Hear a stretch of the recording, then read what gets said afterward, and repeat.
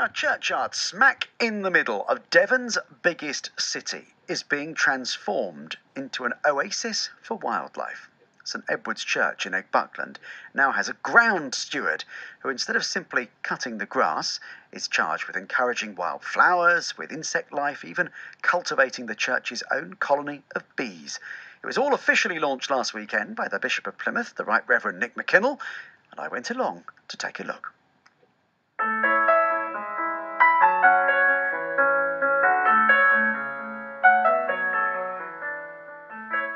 We're always looking for ways in which churches can serve their own communities and to provide a green space here to encourage our awareness of creation, to help the natural environment, and to be at the heart of a community like this is a great thing.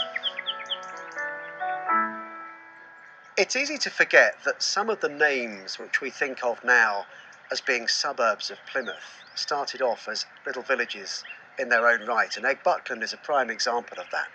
A small, tiny village which has grown into a massive part of Plymouth. But in the middle of the village, the middle of the old village, the evidence is still there, the pub, the old church of St Edward's, and the churchyard, and that's where we're standing at the moment. John Lake is the ground steward here. And John, you've been trying to do something very special with this little green lung right in the middle of a big city. I think I realised when I took on caring for the outside space that they're often seen as liabilities, and I started to see the outside space as something very special and as an asset, and as something that should be cared for and should be maintained. And it's a unique habitat, really, the churchyard. There's been no farming, there's been largely no chemicals or fertilisers put on it, and so they're a unique environment, really, for different forms of wildlife to thrive. What we've sought to do really is to care for the churchyard in a slightly different way, which is to be careful about the living as well as the dead. Obviously, we think of churchyards as a place where we bury the dead, but and of course, there's evidence of that all around us. There are gravestones here. There's in fact clearly been a burial in the last few days yes. here, and actually.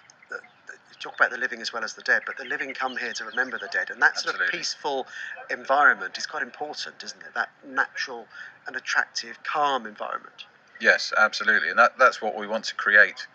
I think at first, when we started to change the regime of the way that the churchyard was cared for, I think some people got a little bit alarmed and thought maybe it was being neglected and not cared for. Because what we do now is that rather than cut all the grass at one time, we grade it, because there are different species that will thrive in slightly longer grass. So the more visited areas we've tried to keep relatively short, but the older areas and areas that are not so well visited, we've allowed the grass to grow a bit longer, to allow different species to thrive within those grass areas. Show me around then. Show me some of the stuff you've been doing. Yeah, okay. Well, here we have the what we've called our bee and butterfly border. This year, in conjunction with City Bees, we've had 2 beehives that have been introduced into the churchyard. And as far as we know, we may well be the only Anglican church within this area to have beehives in the churchyard. And to kind of supplement that, we created along here a bee and butterfly border. So this was just a waste bit of ground that's full of rubble, full of bindweed, full of brambles, full of all sorts of things. And it's been a painstaking labour of love to dig it over. You've got a little sign here, planted by pupils of St Edward's Church School. So you've got the school involved as well. Foxglove plants you mentioned. This is a bit more poppies, beautiful poppies, and presumably these are going to help the taste of the honey as well, Simon. Well, yes. I don't know what poppy flavoured honey tastes like, but they were the bees, in fact, aren't they? They are the bees, yeah, and they are honey bees by the look of it.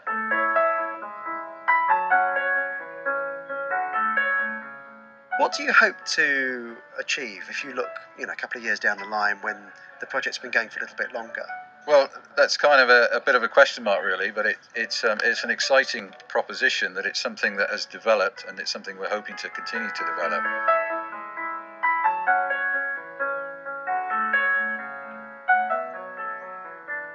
Also enjoying what can only be described as unbroken sunshine here in Eggbuckland today. Chris Routledge, who's the vicar here.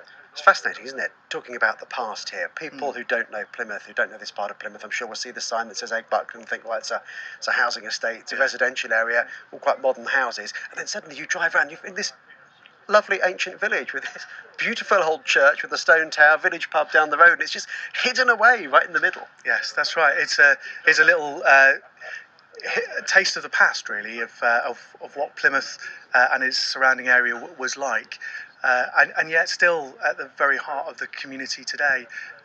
Enjoying good links, and I think it's one of the reasons why people love living in Eggbuckland is the community feel here that has grown out of what was really an ancient village. 1, 2, 3. There we are. The Bishop of Plymouth, the Right Reverend Nick McKinnell, ending that report from St Edward's Church in Eggbuckland. It is a beautiful churchyard and well worth visiting. It's not somewhere I've been before. As I say, it's one of those areas you assume is just a big suburb of Plymouth that's built in relatively recent times. And you discover there's a little tiny ancient village in the middle. Wonderful place.